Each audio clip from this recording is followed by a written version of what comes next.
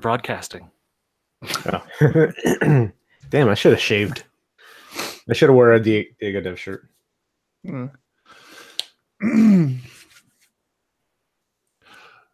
You were listening to episode 120 of PHP Ugly.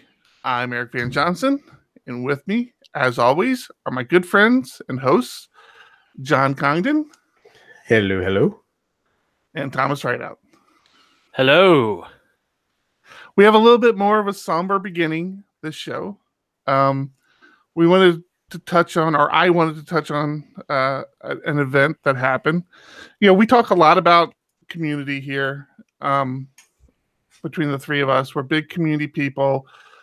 We feel that making the PHP community strong is beneficial for everybody. It's beneficial for the people involved. It's beneficial for companies that get involved. Everybody learns. Everybody gets better. But more importantly is you make friends. And as I reflect back, you know, everybody I consider pretty much a close friend today, I have met in some form or fashion through PHP communities. It's either been through our local user group here in San Diego, or it's been through extended groups of PHP like LaraChat and other groups like that. I hold these friends now very near and dear to you know, my heart, and you know, the relationships that I have with them. I've started businesses with some of my friends. I've started some podcasts with some of my friends. I fly to other countries to visit other friends. It's important to me. Here in San Diego, you know, John Congdon relaunched the San Diego PHP user group years and years ago, and there was quite a pretty big turnout that first day. But a couple of people that had turned out was myself and another individual by the name of William. John, how do you pronounce this? Cahill Manley. William Cahill Manley. And William went on to become pretty tight with our group, and we built a pretty good friendship with William. William is actually credited to introducing Laravel to me. I still remember when he did that very clearly. William, I had just done my Cake PHP presentation. William pulled me to the side. He says, "Hey man, if you like Cake, there's this other framework out there called Laravel. Don't look at it right now because it's on version 3, but the developer is just getting ready to release version 4 in a couple months, and when he does, it's going to be a game changer." And it was a game changer. It was a game changer for me. I mean, I started to build a career off of doing Laravel development as a result of getting introduced to it. William, we didn't realize he's a very humble person, and it turned out William was very much more involved with the Laravel community at the time than he kind of let on to.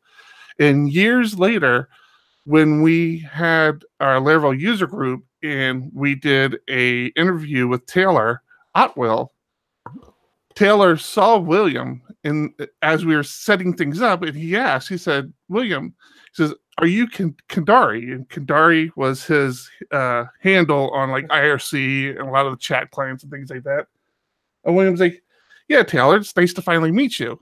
He's like, Taylor was very appreciative of William and everything he'd done for Laravel up until that time. I guess he was very involved with the forums and things like that. And that blew me away. And if you knew William, you knew how smart he was. The reason I'm talking a lot about William is William passed away on us.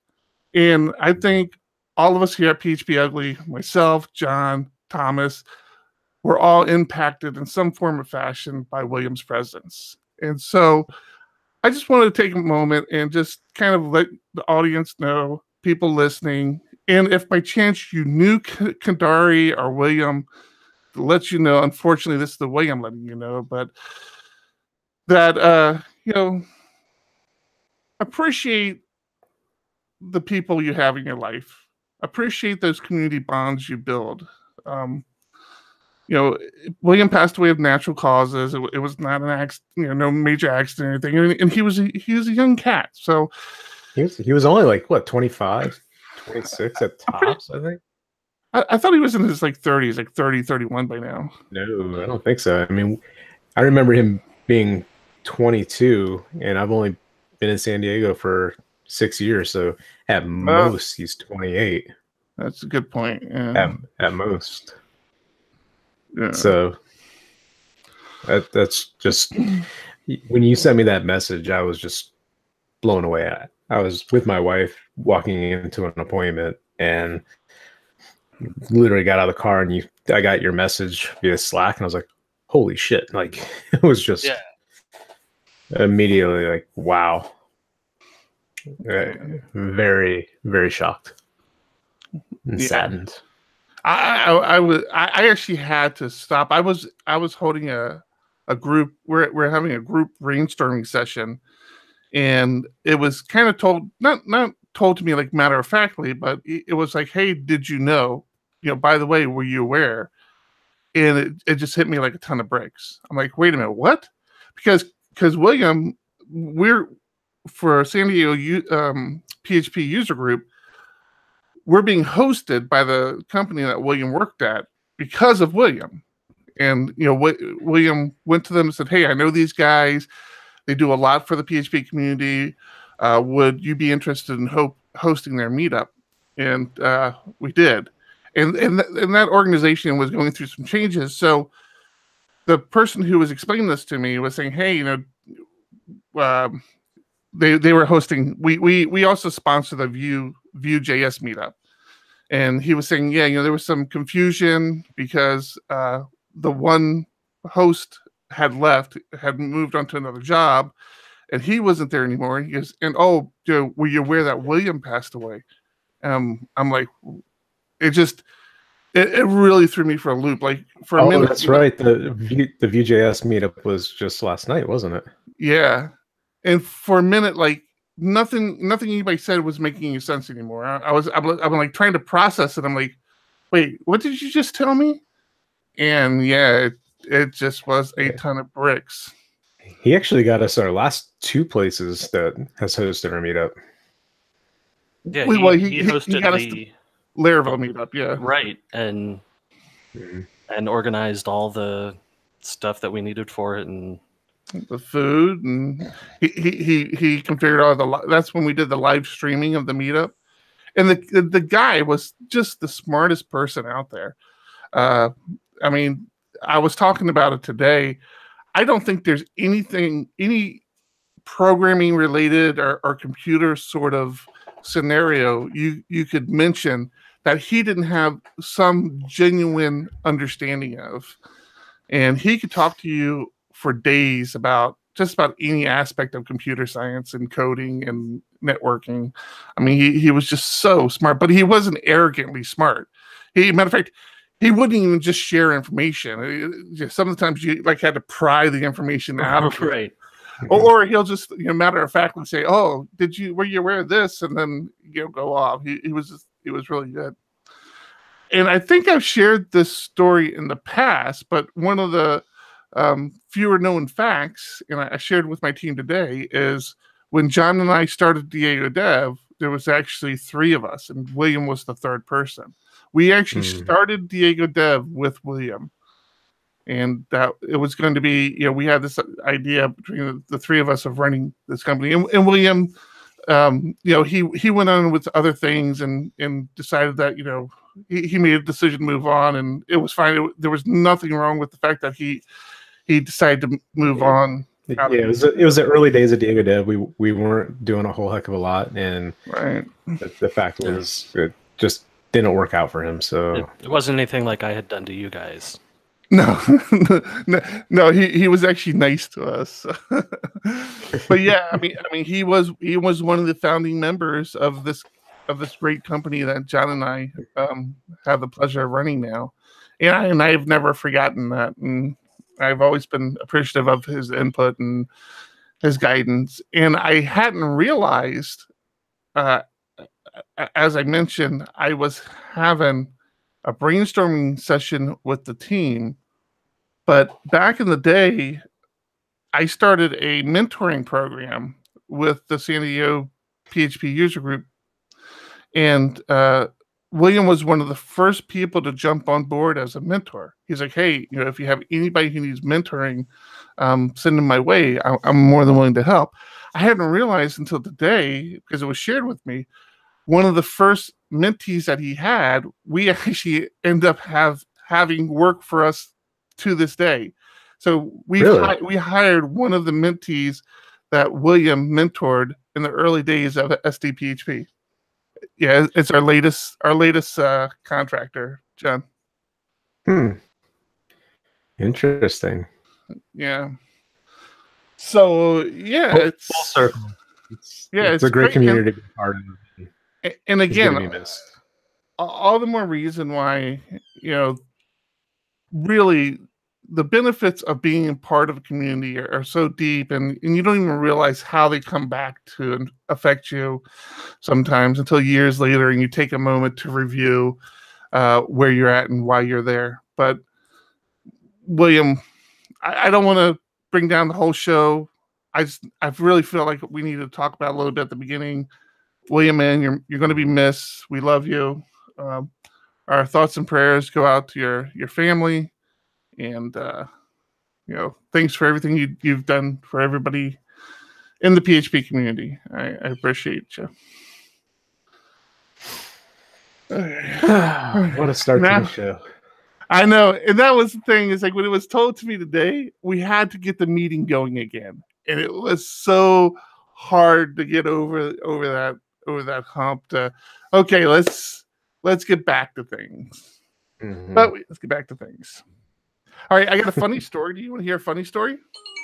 I do want to hear a funny story. I don't know why I feel like now is the appropriate time to say this, but I'm going to let you know. Last week, you may remember that I mentioned I had a client baseball game to go to the next day, which would have been Friday. Mm-hmm. And we went to this client baseball game. So if the clients weren't playing baseball, you went to a baseball game, the Padres game with a client. Right. They were hosting a bunch of seats. Yeah. California drivers, especially California drivers of nice cars, have this attitude and this privilege about driving. And I discovered a little hack on Friday that to this day I giggle about. So I'm kind of a stickler for things like when you come to a four-way intersection where there's stops, four stops, I'm kind of a stickler for people doing the pattern and not jumping the line. It drives me insane when people jump the line. So we're downtown San Diego because that's where Petco Park is for the baseball stadium. And we're at this four-way stop. And it's me, and then to the right is a Tesla. And the Tesla jumps the line. So I'm like, screw this, I'm going. My wife screams. She goes, honey, he's not stopping. I'm like, no, he's stopping. She goes, he's not stopping. I'm like, it's a fucking Tesla. The car will stop it. So proud of yourself. Wait, so he was next to you, or you were crossing in front of him? We were crossing. So he was actually crossing in front of me. Yeah, he wasn't crossing in front of me. So I got out in front of his Tesla. Because Tesla, he wouldn't go. So the wife was flipping out. I'm like, it's a Tesla. He doesn't have a choice but to stop.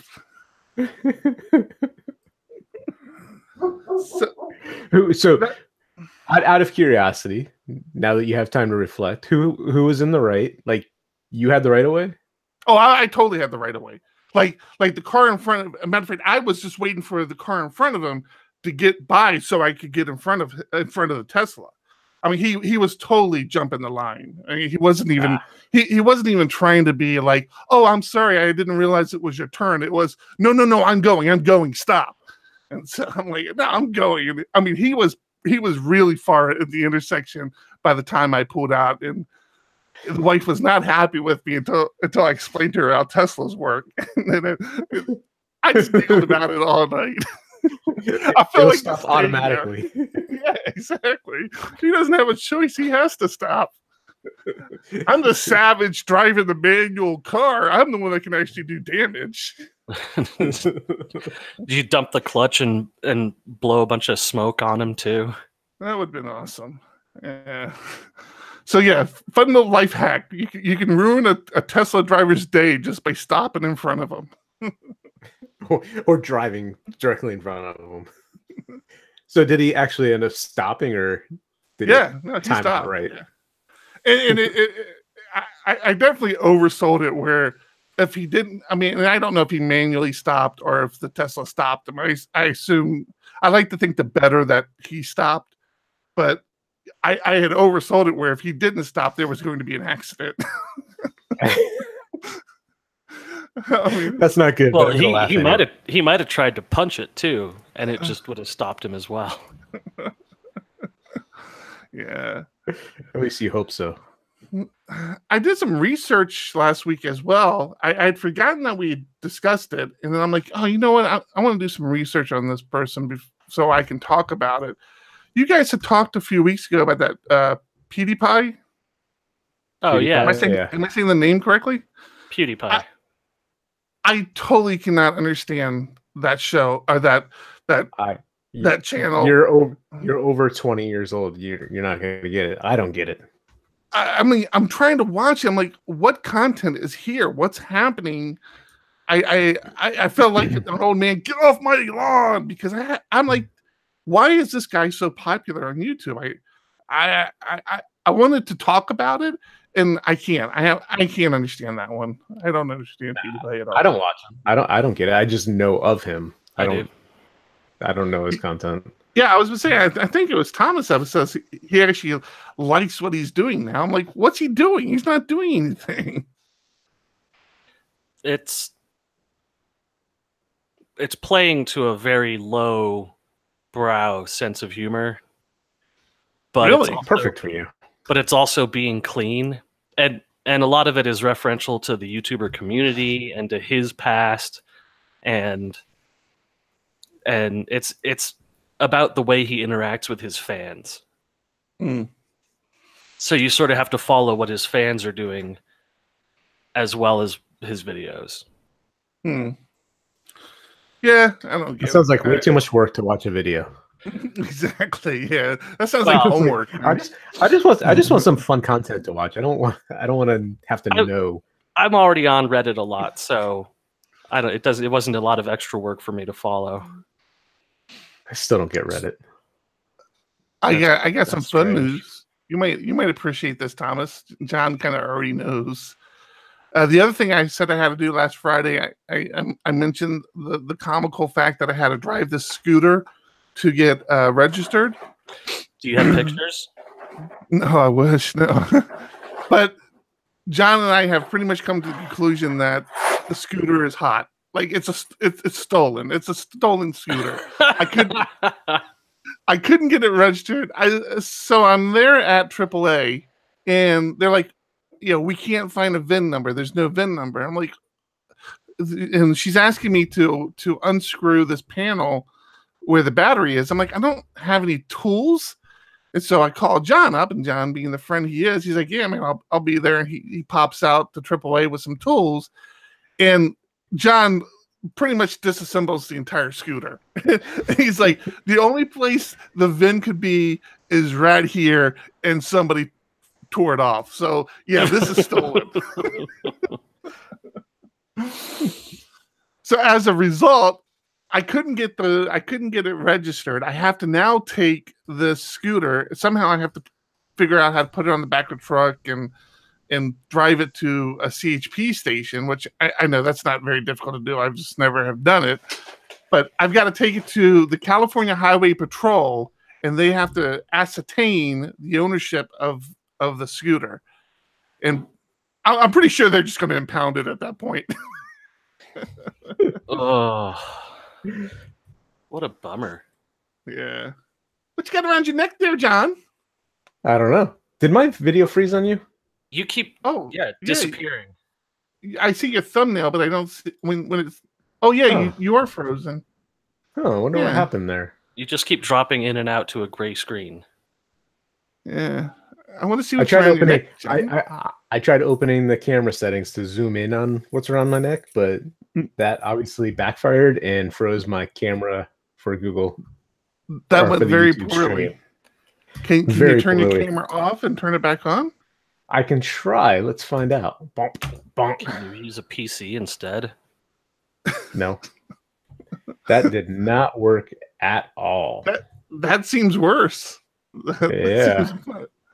Well, Fun. that transition kind of flopped. That did. That was not a good segue at all. Well, this is a podcast anyways, so you can just describe what you're... I could. We got our lanyards in today for Wave PHP. Woohoo! So Sweet. things are moving along. It's less than 2 weeks away. Can you believe this? They Oh better my be God. moving along. The thing is about to happen. Guess so. I mean, like, I couldn't quit DiegoDev and before Wave PHP hit us. Oh, there it is. There you go. Mission control. Oh, it came back. Hey, look. What did I do? How did that happen? I don't know. So crazy. Let me see the Yep. Wave PHP. Nice. Very nice. That's cool.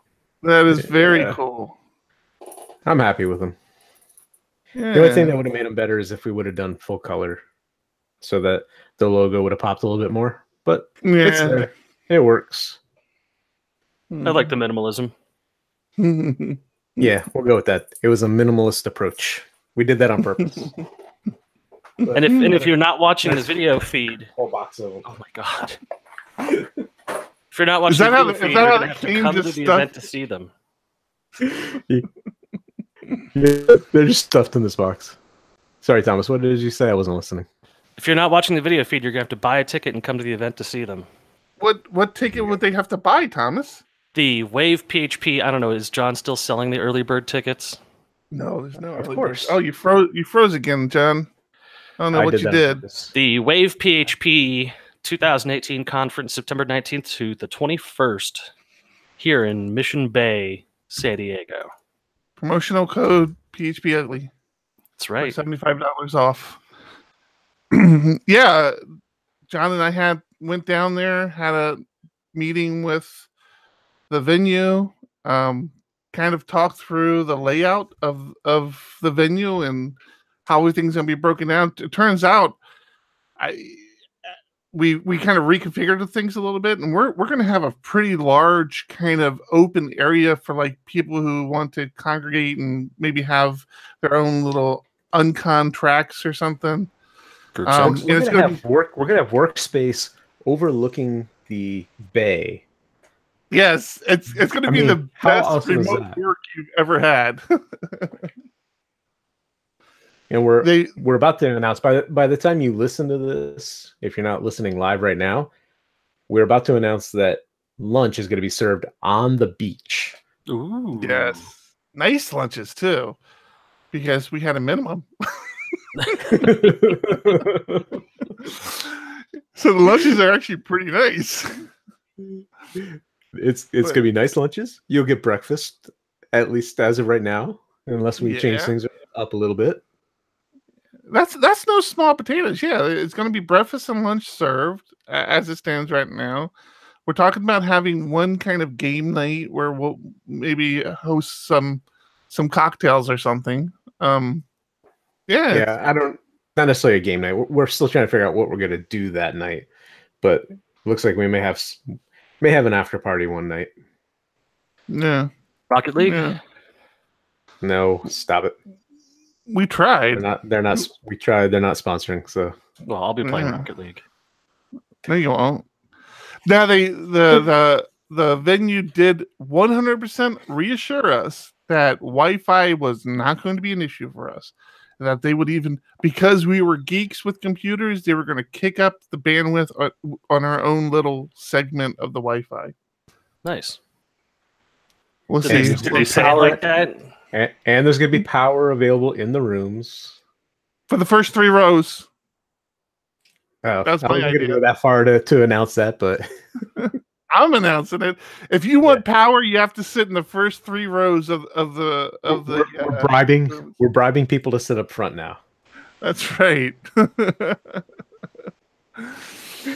That is being done intentionally. It's not when you get there and you see it, don't be like, oh, well, they should have just taken half of these chords and gone back a couple rows and they could have filled the whole room. No, it's in the first three, maybe 4 rows intentionally, because that's where we want everybody to sit. I'm a dick like that. We've already established I'm a dick. Yeah, so. we know. So yeah, couple weeks, less than 2 weeks. PHP ugly. Wave PHP. PHP everything. That's some bad news for you, Thomas. I'm just punching through my to-do list. We've been talking recently about how impressed we have been with the listener and the listeners and the viewers of PHP Ugly. You know, we've been looking at our stats and how they've been going up and up. Well, Simplecast, the platform we use, they're releasing a whole new version of Simplecast, and they're trying to standardize on how the metrics are collected.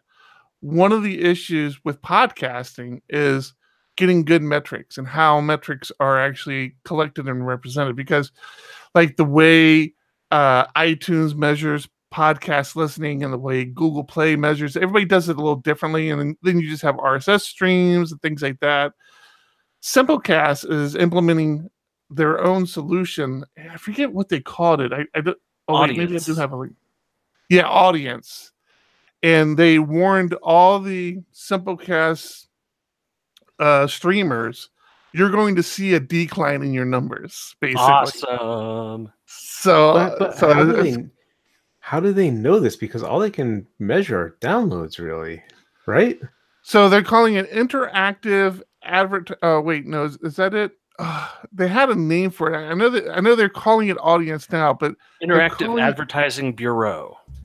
That is it. So the IAB version 2.0 standards. So they have the standard that they're implementing to help measure it. And I don't know. I don't care enough about it to research it. I mean, it was nice to see our listeners go up and up over the years. I mean, you know, we have a pretty good listening pool now. But we don't sell advertising. We don't try to get compensation for our podcast. We don't do anything like that. So you didn't know about that? Yeah. So I've been advertising on our cast for a while. How many people are listening has never been that important to us. Not that we don't appreciate it. We definitely appreciate it. It's just that we don't get anything out of it. So I've never measured our success by that, fortunately, because we are not that successful. I'm still shocked by the people that do listen. Why are you shocked? Why would you be shocked? I say shocked. I don't know. I don't know. Yeah. I listen to myself. I'm like, why are people listening to this? As someone who's listened to the podcast before, I often go, oh, now I have to listen to it. Oh my goodness. So I still don't understand how they're supposed to, or how they can measure. They're doing IP accounts, and they're checking for repeated unique visits from an IP over 24 hours instead of over 1 minute or whatever. So they're trying to catch duplicate downloads better. But how do you do that from like people at a company? I don't know. I mean, I don't know.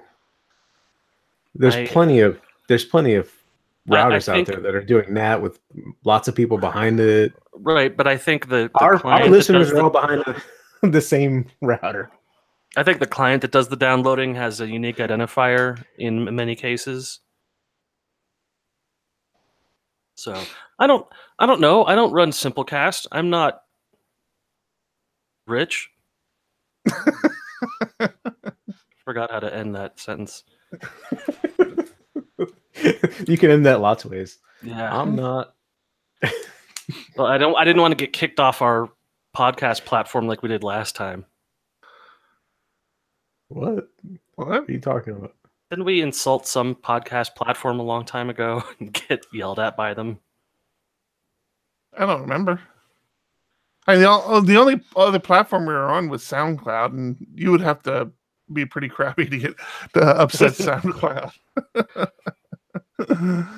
No, I don't. We never got in any trouble with any people hosting us. So guess what, guys? What's up, Thomas? Big news. Laravel 5.7 has been released.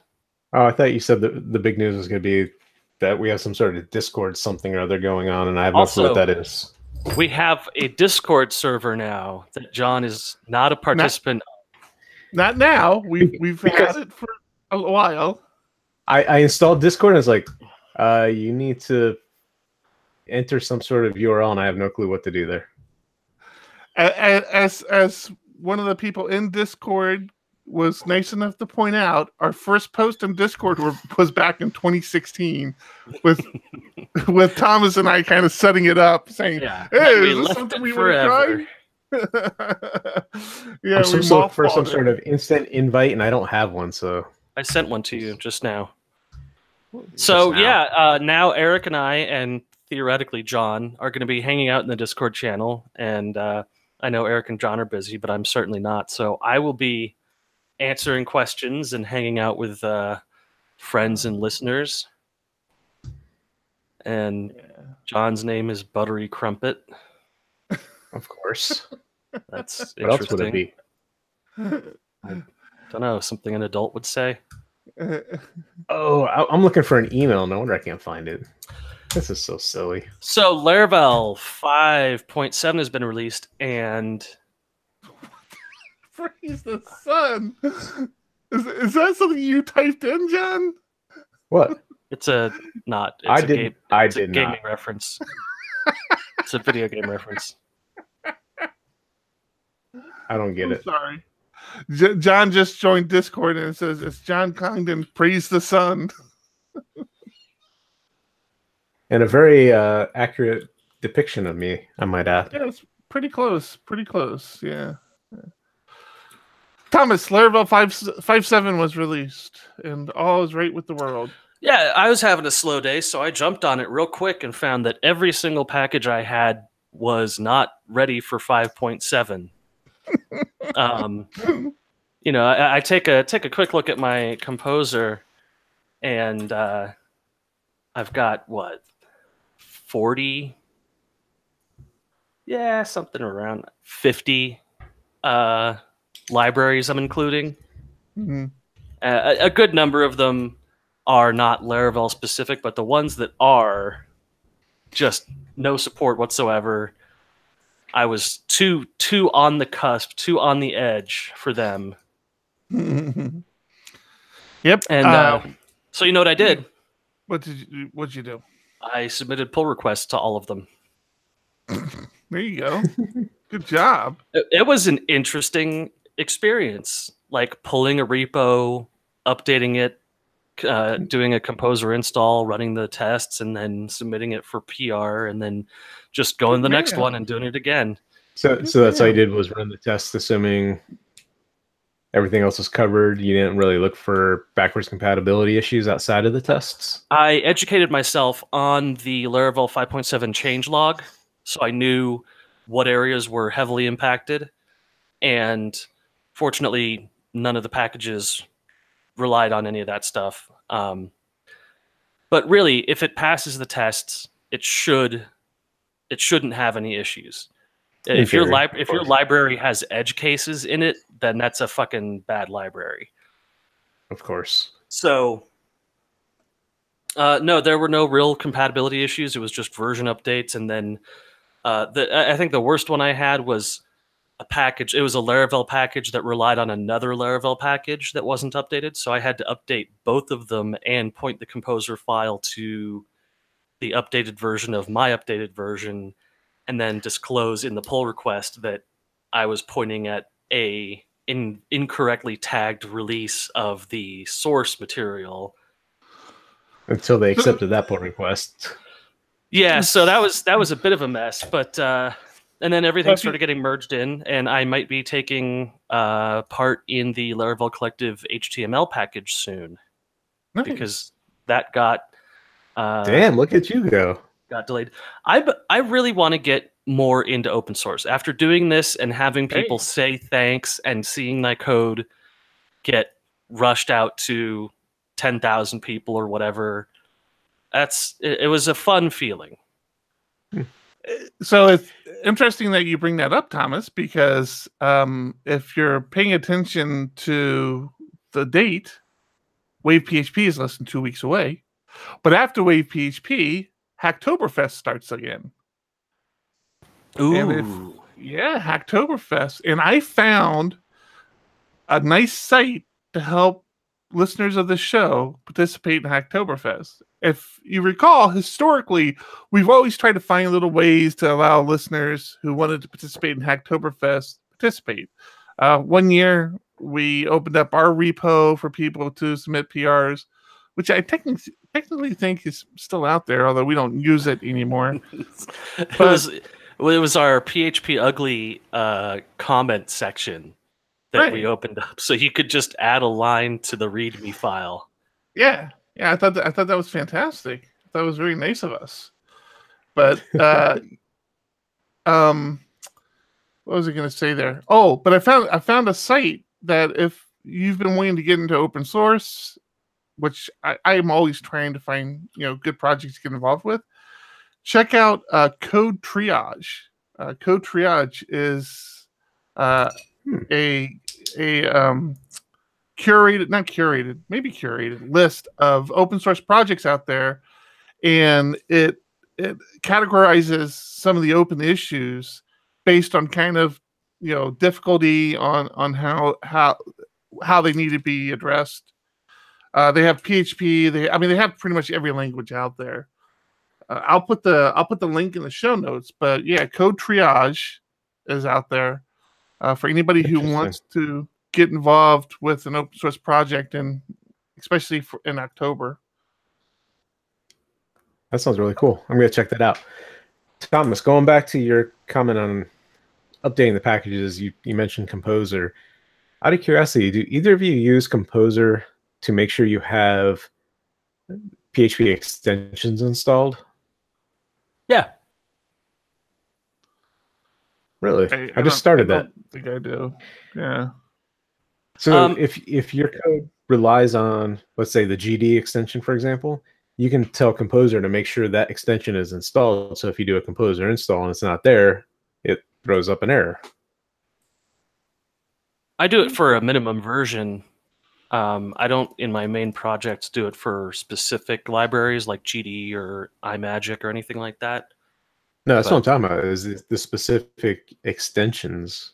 Like we started doing it for minimum version of PHP probably 2-3 months ago, if not more. But you can actually do it for the extensions. And I actually learned that through PHP Storm, through one of the plugins I'm using. And it complains about your extensions if it's not in your Composer, because it doesn't know that you have it available to you on your production server, unless that's in there. So I thought it was pretty fascinating. It's funny you say that, because I'm pretty sure certain packages also do that as well. Because when I was installing the package for MongoDB, I got hit with that, where it said it wouldn't install the package because it says, hey, you need the MongoDB extension enabled to use this package. Yeah, and I've installed some image editing packages that checked for iMagick or GD to be installed first too. Yeah.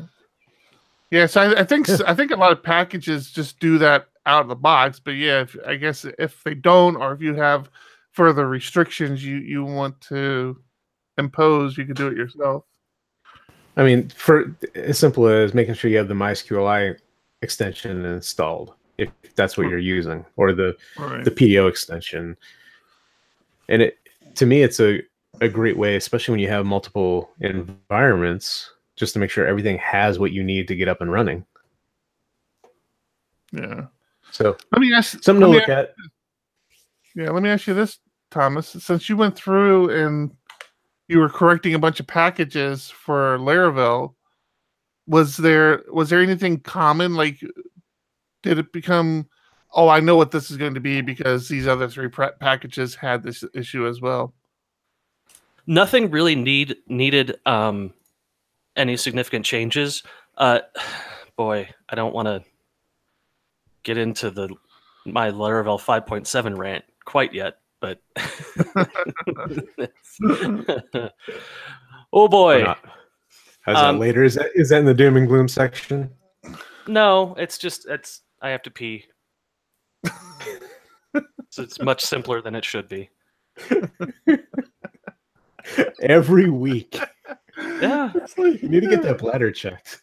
No, for me, it was growing comfortable with the requirements of Composer, the syntax for defining versions, the syntax for overriding a package VCS location.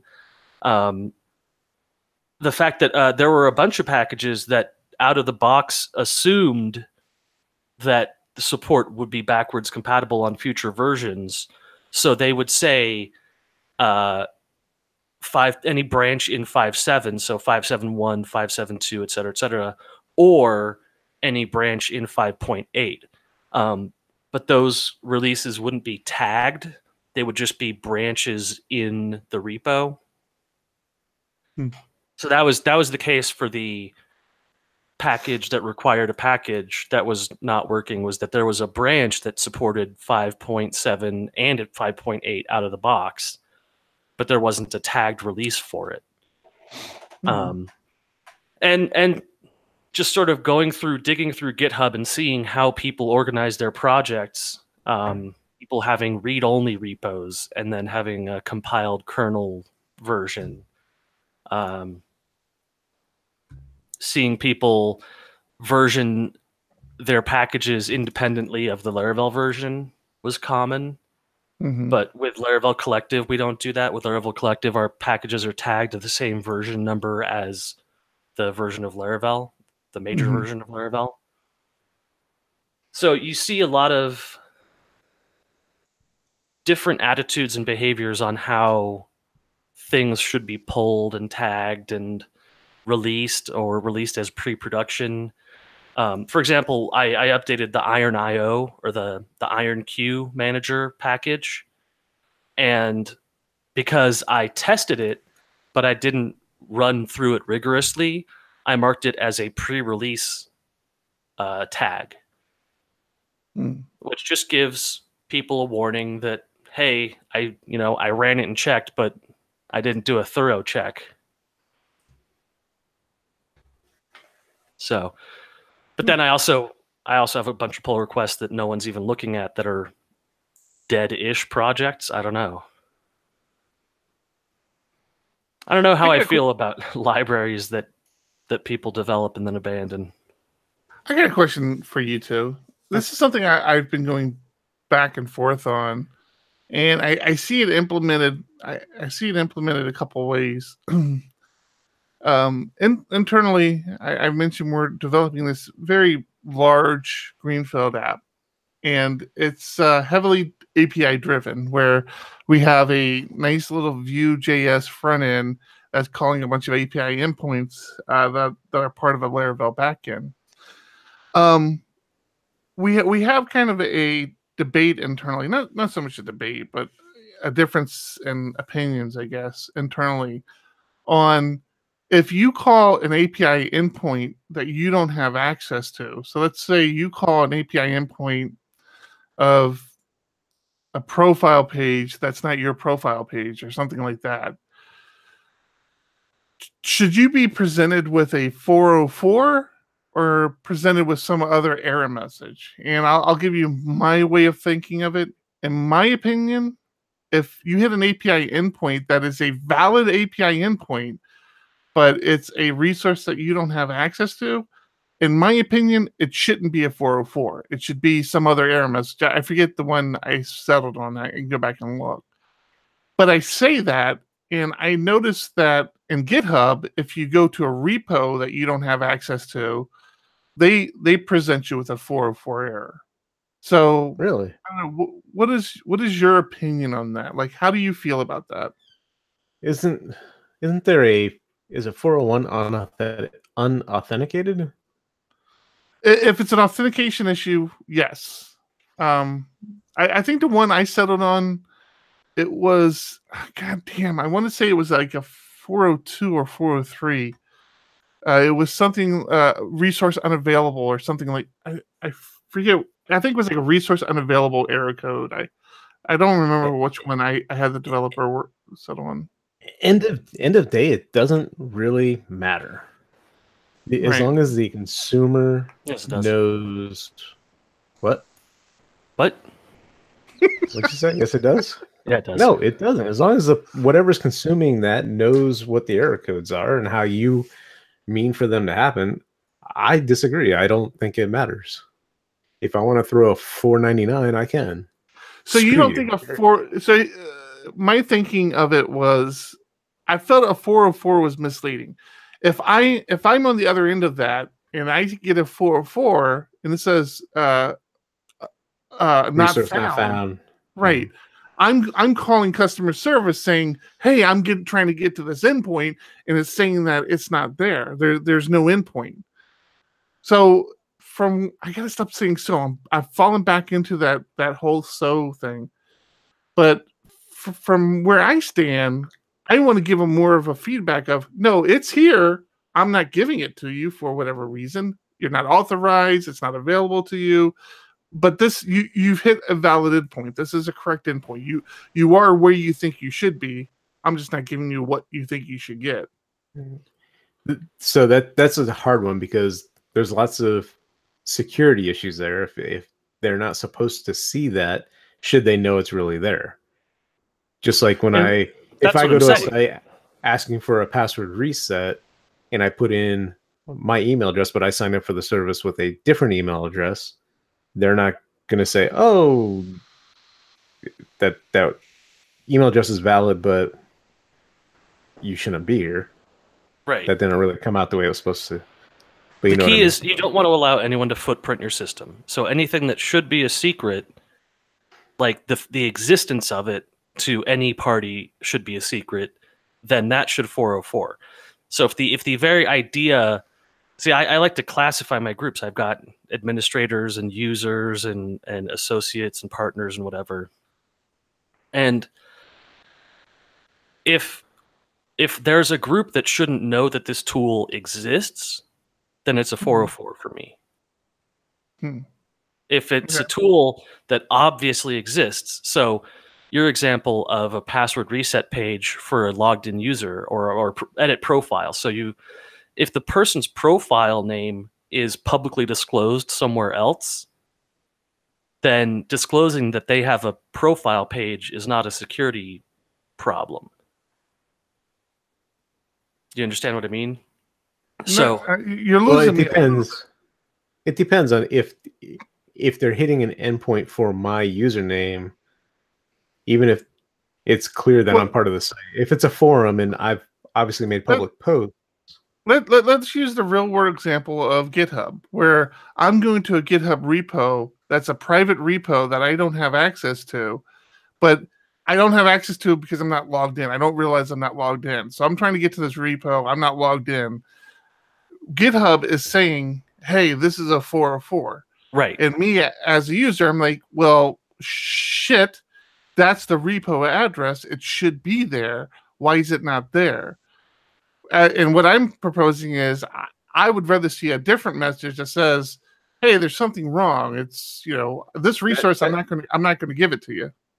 To me, that's a 401. You're not authenticated. Right. So in that case, it would be a 401. Good. Yeah, that's a good example.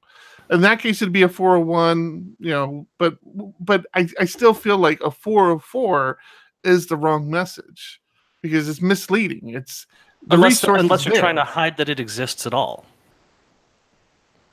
If you're trying to prevent somebody from enumerating your system by differentiating between a 404 and a 401, and just throwing requests at every possible combination of words at a repo. Yeah, so if you had like /invoice/1000 to get to that invoice, you don't want someone going to 1001 right just to get a 401 or to figure out that that's a valid number. Right. So you don't want to promote somebody crawling your system using your get codes as a technique for footprinting you. And you also remember that when you hit a GitHub resource that's hidden, that includes the subdirectories under it. So if you wanted to find out if this project was running on WordPress, and you knew that it was running on WordPress, or you knew the name of the project, but you didn't know if it was under WP admin or admin page or et cetera, et cetera, et cetera. So I could enumerate, if I knew the name of a project that was private, I could enumerate the directory structure of that project by 401s or 404s, which you don't want to allow anyone to do. I could also enumerate the version numbers. I could enumerate tags and branches. You know, giving a 404 is a broad response to a specific problem, which is that if I had the patience and I knew a little secret, I could get a bigger secret. So to me, yes, you're sending the wrong message, but you're sending the wrong message on purpose because you don't want to allow them to use your messages to violate the trust of the system. One of the few times I agree with Thomas. I mean, that's the key. The key to this is that I'm always right. Oh, don't get carried away. No, it's just that if you knew the name of the private repo, then you could start figuring out the directory structure of it from 401s versus 404s versus 403s. All right, I want to talk about another wild toad ride I've been on this past week. You guys interested in hearing about it? Yes. And John's to blame for some of this. I just want to point this out. Okay, but we have to roll back into my issues with Laravel 5.7. So don't forget. You really need to learn how to let things go. I thought that was at the end with your doom and gloom section.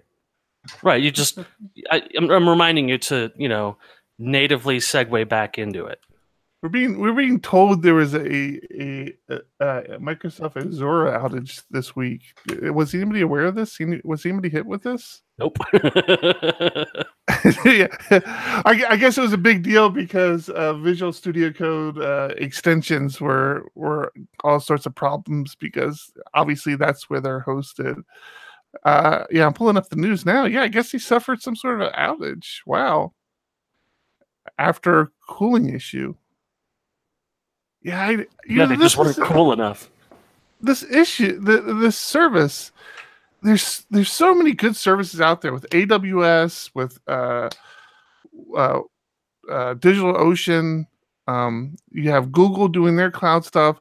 Microsoft, you would really think that they would just be like one of the forefront runners in this industry.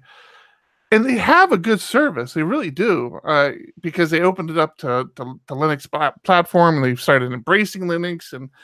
But man, I struggle to find a good reason to even look at them. Like DigitalOcean, I am struggling more and more not to use AWS or to use AWS over DigitalOcean. DigitalOcean has come such a long way of relevant services that I use where I'm like, man, I much prefer to be in DigitalOcean than I do AWS for these services because they've just kind of made these cleaner interfaces easier to manage than the AWS environment. But I always forget about Microsoft services out there. I think everyone does. So yeah, I'll add it. I'll add the outage in the show notes. I wasn't even aware of this, but our buddy Ted in chat, Ted Nugent, brought it to our attention. So I wanted to see if you guys knew of this. Yeah, a couple weeks ago there was an AWS App Engine outage that brought down Rocket League that was really upsetting. Don't care. Moving on. The wild toad ride I've been on these last couple of weeks has been around event sourcing. And I have gone bring it up. I have gone from having my mind completely blown to this entire new Greenfield app is going to be all about event sourcing and getting deep diving into it, and to today rolling everything back and saying, you know what, this is just a goddamn audit log. I'm putting too much weight behind event sourcing. We're going to scale this back tremendously. And it's so frustrating because I can't figure out if this is something I really want to embrace or something I just kind of want to keep on the outskirts. and again, through conversations I had with John this week, John brought up some use cases of event sourcing that I hadn't even thought of, and it blew my mind. I'm like, holy crap, you're opening up so many doors for me. And then John shared an article today right after we, in our little brainstorming session that we were having, right after we just had an intense conversation about what the role of event sourcing needed to be in this new Greenfield app, and me kind of taking a moment and rolling back saying, you know what, I'm tired of this. We're just creating an audit log at this point. You know, it's I was putting too much, I felt like I was putting too much weight behind what the event sourcing was doing. And then turn around and John shared a really good article, which I'll post in the show notes as well, the downside of event sourcing. Can I tell you that as for all of you guys have been talking about it, that's how I felt, was like, why are you implementing this?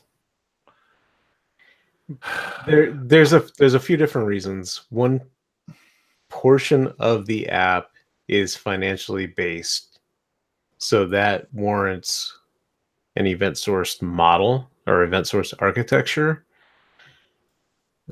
A lot of the reading I've been doing, a lot of the watching of tutorials and videos on the subject makes me want to embrace it more. I'm a big proponent of an audit log.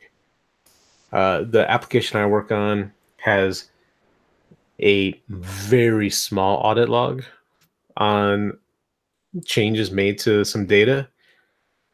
And when I go to look for, I consider myself a sleuth. When there's a new, I need to go in and dive in and figure out what's changed, why it's changed, when it changed. And if you don't have an audit log over every piece of data, you don't know why and when things changed. And in this application, they track changes of, let's say, the name of a contact in the system, but maybe not, hey, this custom field changed. Well, that doesn't help when I'm trying to figure out, hey, why doesn't this feature work? So as I keep reading more about event sourcing, it becomes more of I can go back and look at every single detail of every single object and figure things out. On top of that, through event sourcing, I can create different ways to look at my data. So my UI may pull a list of contacts, so I can customize the data store that UI uses just to pull a list of contacts. But I may have a different data store that is used solely for reporting, where the data, it's all the same data, just organized differently to make reports faster, more, I was going to say more efficient, but that's the same thing. So it's all how you look at the data. And maybe 3 years from now, I have a brainstorm of, oh, wait, maybe this chain of events means something else. So now I can go back and replay those events from those 3 years to create a completely different data set that isn't currently available to figure something else out about my business. So you're talking about storing more data in an audit log than you're storing in your relational tables. Yes. Exactly. Mm-hmm. So this is the idea behind the big data min oh god, I can't remember what it's called. That's going to kill me. The big data. There's a core function of big data that is compiling collections of information into relational records. Oh my god, this is really going to bother me. Well, while you're looking for that, Eric, I have somebody that has been putting together talks, currently been declined by various conferences, that may be willing to jump on a phone call with us to talk through some things. Okay. So I'm looking forward to that. Mm-hmm. Just trying to get, the hard part is the real life examples. And MapReduce. I watched it. Well, I mean, MapReduce is just a common technique for taking a bunch of data and boiling it down to a subset of data, right? Sure, but this is what you're talking about with storing the larger data. So listener Ted Nugent was asking about a good partial approach to this, and I think big data sort of has handled event sourcing in the way that they do MapReduce and relationships between large collections of data and smaller relational collections of data. Do you know what I mean? So you could, well, you can keep your audit log in a big data table that collects everything, and you can have your MapReduce class that processes it, moves it into MySQL, and as long as you've got that MapReduce class, you can modify it and then reprocess and just generate a whole new set of data from it. Yeah, but I don't even think it needs to be MapReduce. I may not be understanding that completely because I don't know all the terminology, but you're constantly emitting these events. You have subscribers that are listening, and those subscribers can ask for data up to any point. So it's up to the subscriber to keep track of, okay, I got event 1000. So now it can now ask if it's not actively subscribed or it's getting push data. So you create this whole new architecture of data you want to store. You can start saying, I need from 0 to 100, or however you're going to page the data, or start asking for a stream from 0, and you just keep playing those up to build up a whole new data store. And having the multiple data stores is, I think, the game changer of efficiency that I'm not wrapping my head around.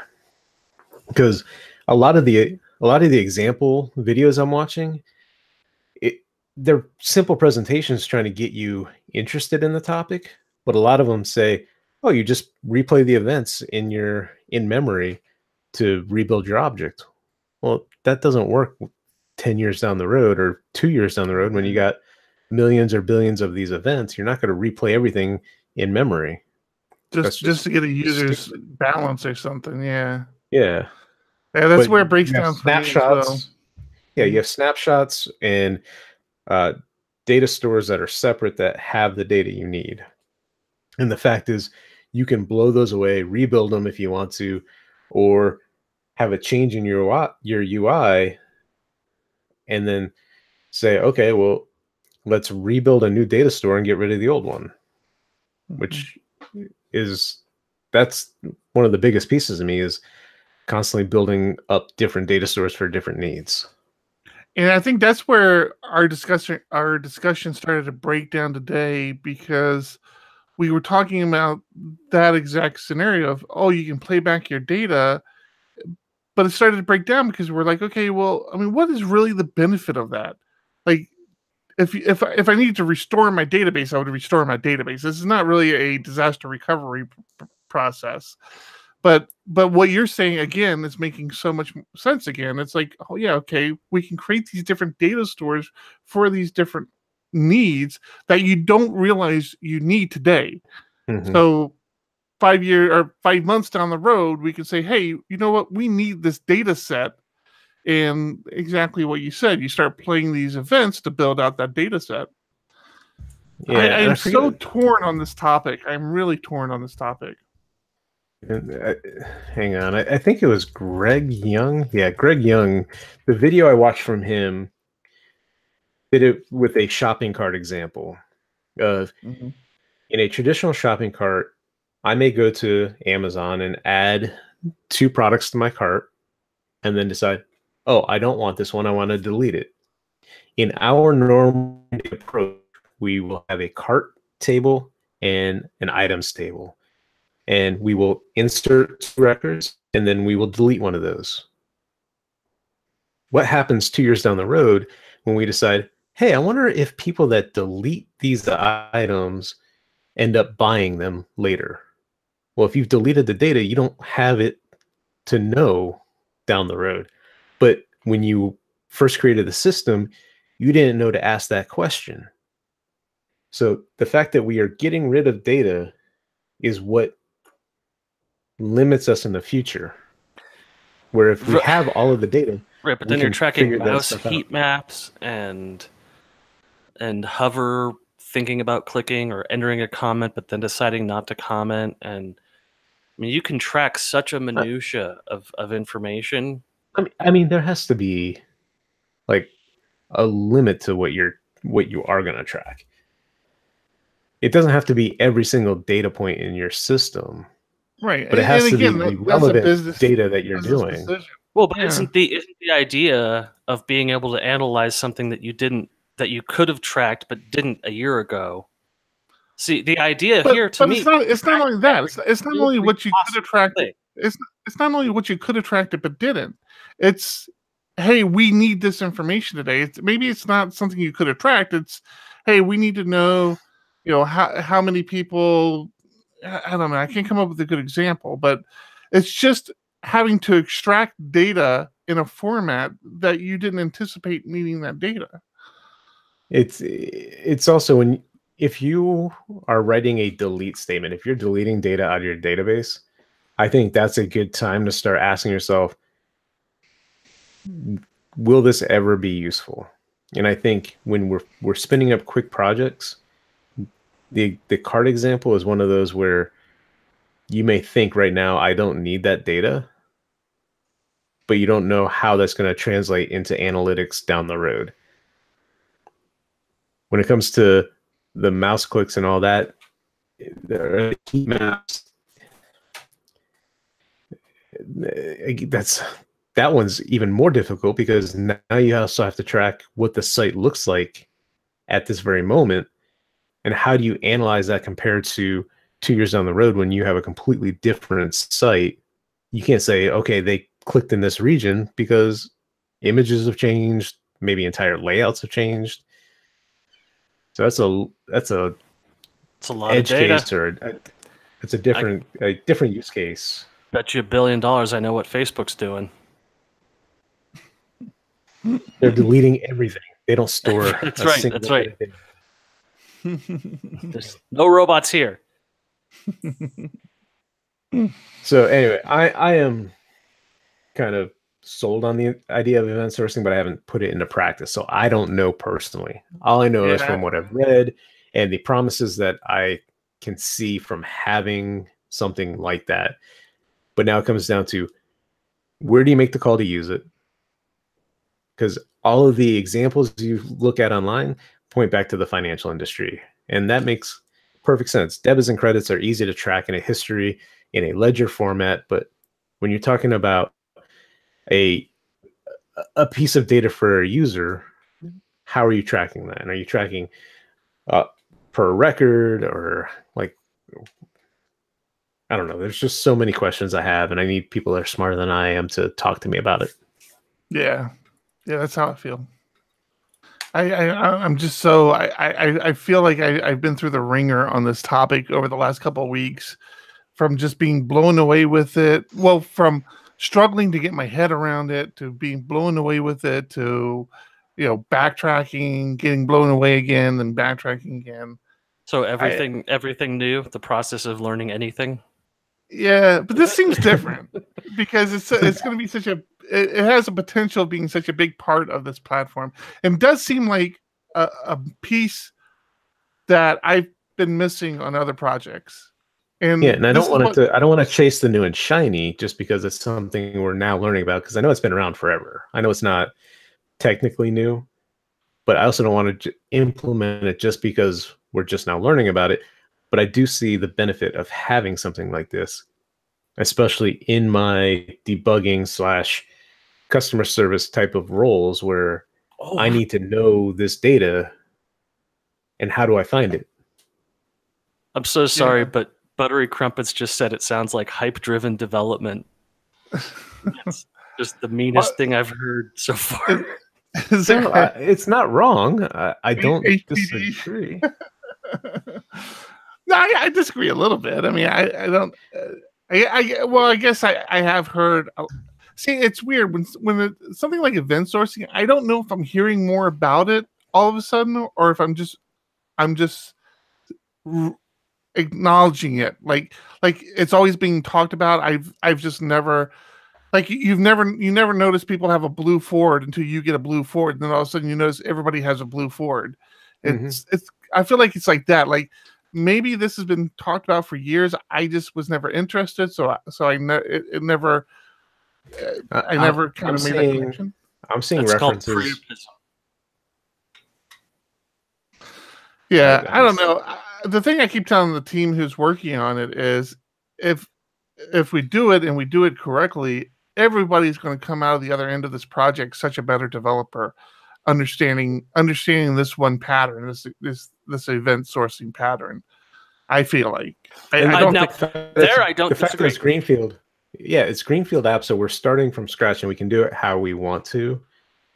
The hard part is backtracking it into an existing project. I've been dragging. Well, no, I don't think you could. I think that'd be an enormous undertaking. Not undoable. No, everything is doable. Your current state, but your current state just becomes your initial state. It's like, this is all we know at this point, and we're going to start tracking moving forward. But you have to make that decision to do so. Well, I know how that feels, though, that knowing is better than not knowing, even if you never implement it, because I've been dragging myself through DDD stuff all week, and I love it. I love first off, I didn't realize that the certain concepts of it weren't common knowledge or common practice. And so I didn't understand DDD for a long time because they were just saying what I already thought everyone did, which was name your variables in a smart way. Stupid. But I mean, I have DDD issues come up all the time where it's not a greenfield issue. It's we want to add a field to this table. We'll call it type.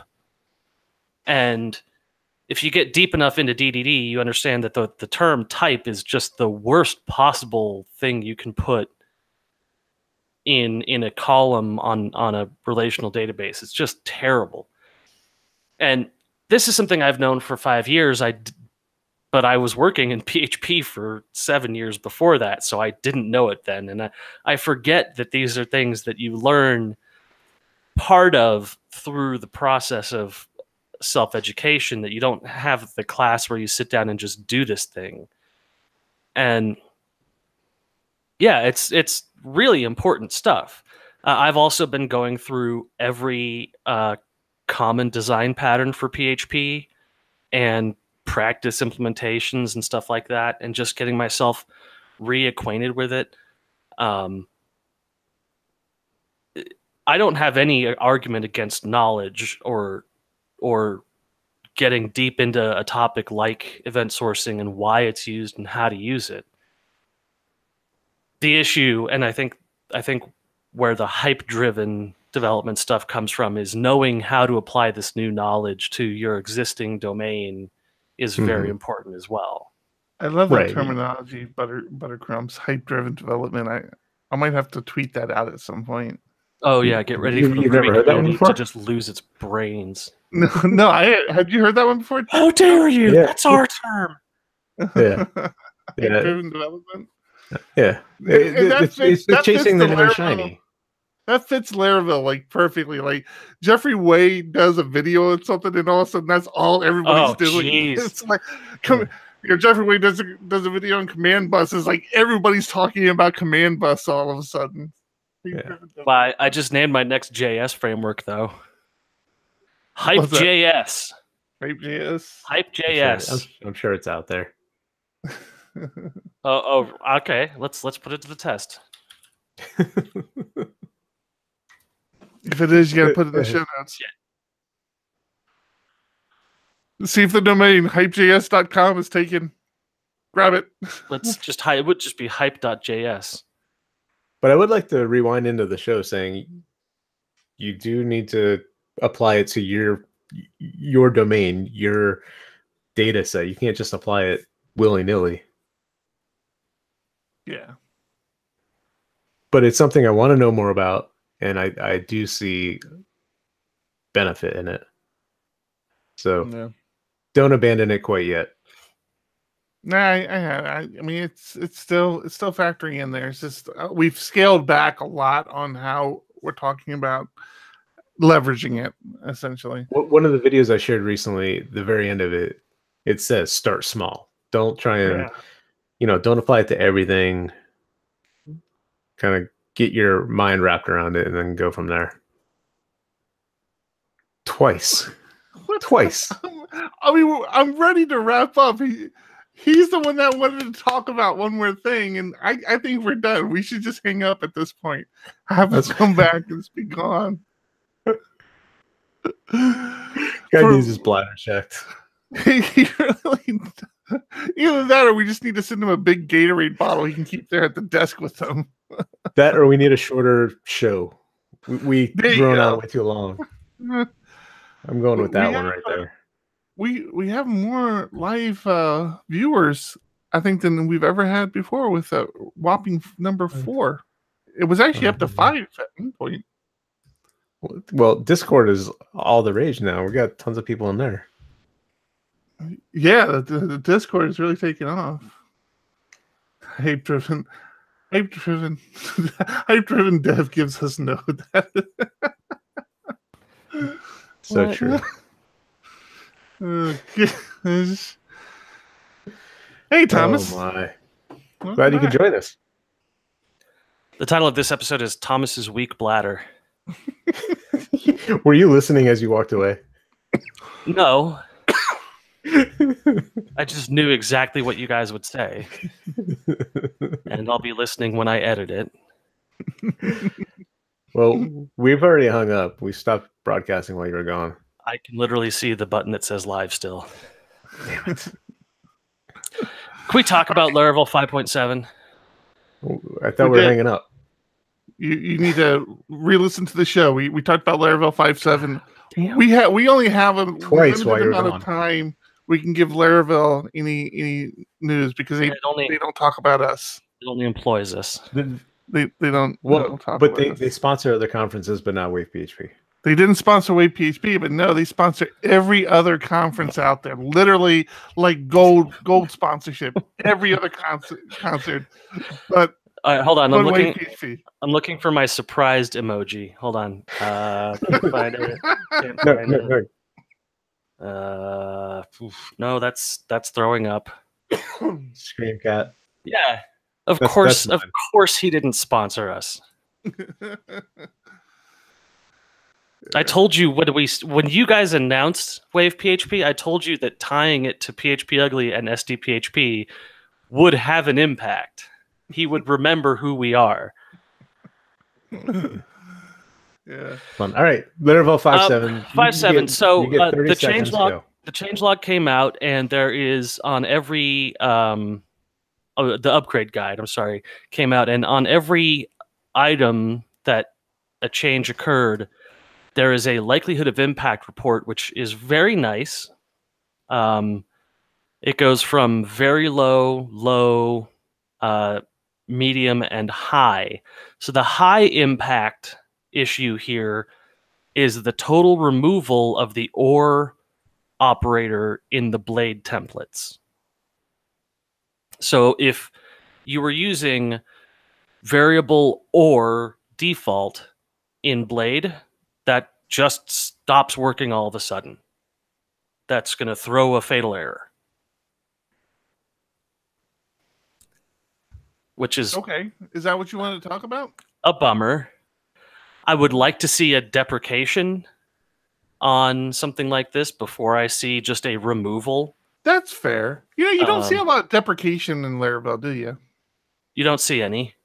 No. I think occasionally you do, but yeah, you're right. It's more of a it's here. No, it's not.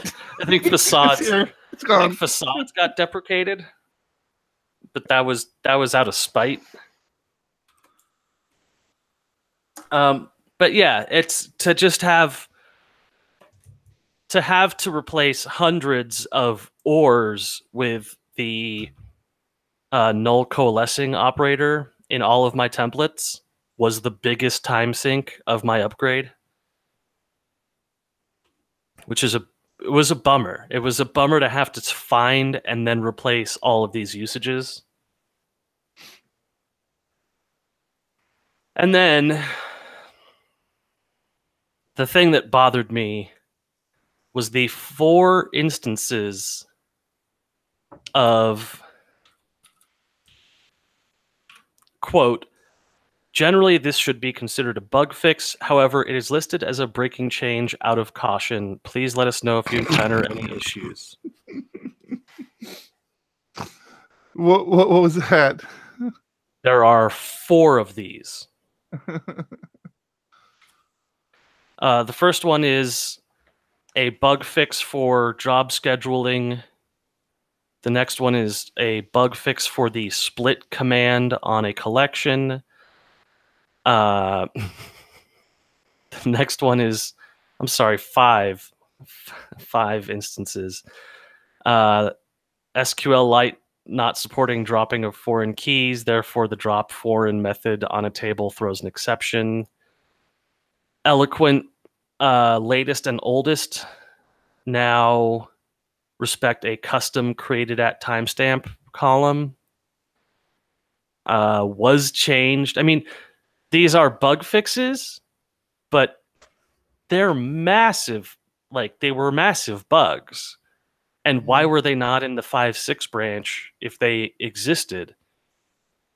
Like, if I had these massive bugs where like the output wasn't just 100% wasn't what it should be, then I would have released a bug fix branches instead. But instead they went into the 5.7 major release change. And I'm driven nuts by it because these bug fixes are the kind that could dramatically impact libraries, will dramatically impact applications. If you use the was changed method on a model and relied on it occurring after the model was updated instead of before, then it's going to screw your shit up. I started thinking, as somebody who was updating a bunch of GitHub repos, like, hey, shouldn't there be a script that checks packagist for all packages that require Laravel? And shouldn't they get some kind of notification from Taylor in a Keybase chat or GitHub or email or something that says, major release coming up, here's how you prep for it, here's the change log? Like, it's not just worrying about leaking information, it's this shit needs to get out before the release is public. Before the guy who works for a dentist office runs the upgrade, walks out, and then the whole system is dead and he has no idea why. I'm getting more and more. Wait, my dentist is using Laravel? Yes. I'm getting more and more frustrated with I'm going to call this enterprise, but continue doing it the way that I'm doing it. And I mean, you know, we've that's probably the one topic we get more hate feedback on whenever we start talking about Laravel in their goal to be recognized as enterprise. We hear back from more people on that topic. Not that I'm changing. I stand by everything we've said, but it's funny. It's like it is such a triggering conversation in from the people Laravel who ecosystem. don't do enterprise. It's people who don't do enterprise that they want it to mean a classification of 5 stars out of 5. And it's not 5 stars out of 5. It's a system in place to support software. It is not how good your software is. It is how good the whole chain is. And if you haven't, and I talked about it in the last episode, if I don't use the paid products, I don't have a place to stand on whether or not they are enterprise, but I use the free product. And it's not fucking enterprise. You can't just stand there and say this is enterprise when there's nobody I can call at 2 a.m. That's the definition to me, is if I can make somebody feel bad and have to get out of bed and work for me, then you've started the step towards enterprise. I get so frustrated with, and Herman is asking this in the Discord, isn't there a difference between Laravel being enterprise and Laravel being used in enterprise? And that's absolutely true. Yes, 100%. We talked about this. This is the Duracell thing. Duracell loves to advertise that their batteries are used in flashlights for firefighters. It's like, great. I'm sure you have a wonderful sponsorship program with firefighters around the country, and when one of your Duracell batteries explodes, you'll take full responsibility. But that's not a fire. That's not a fireproof battery just because you put it in a flashlight and gave it to a fireman. Yeah. Right. Yeah. And we talked. We're running very long. I'm ready to wrap this up. We've run so much longer before. I have one last complaint. Thomas, you can bitch and moan every time I fidget with things. And usually when I'm fidgeting, it's when I'm not talking.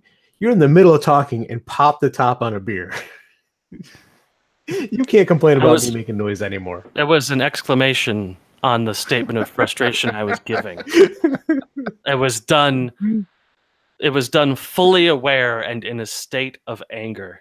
Okay. All right. I feel like I could go on for another hour. I tell you what a difference. I got a headache. What a difference Discord is making. I know it's new, so maybe a lot of people are jumping in because it's new, but the communication and everything. And I was telling Thomas, when you stepped away earlier, I think we've had the most live viewers on this show, even though it's like been 4 or 5. I think it was up to like 5 at one point. Are we counting ourselves? It's fun. Well, no, we never count ourselves. So it's like 2. But yes, I think we're going to wrap it up for the day. Of course, Discord stays open, so it's not like the YouTube chat where when the show's over, the conversation stops. Crap, but no, I got to keep doing this thing. I'm going to bed, so I'm not going to be in Discord, but I will be there tomorrow morning. We can follow up. Thomas, did you notice I created a whole doom and gloom channel for you on Discord? So you can post all your doom and gloom stuff in Discord, and whoever wants to follow it can follow it. It's going to be nobody. But yeah, Discord is going to be open for a while. I hope everybody joins it. Yeah, and I'll be in the Discord doing the daily chit chats. I'll always be around for Discord. Yeah, that's because you're a gamer. You know how Discord works. I'm still trying to figure it out. It's Slack, man. It's just Slack. It's a free version of Slack. Yeah. All right, that's it. Episode 120 of PHP Ugly is done. I'm Eric Van Johnson. I'm John Congdon. I'm Tom Rideout. Nothing funnier than that. Keep it ugly. Keep it ugly. Rest in peace, William. We miss you, buddy. All right, everybody in Discord. You started off on a low and ended I have a question for the Discord guys. What's up? Would they prefer a shorter Would they prefer a shorter, more heavily edited? Say yes. No, please don't. You gotta finish the sentence. Would you prefer a more heavily edited and shorter format for the podcast, or do you like the long form, minimal amount of work I have to do format?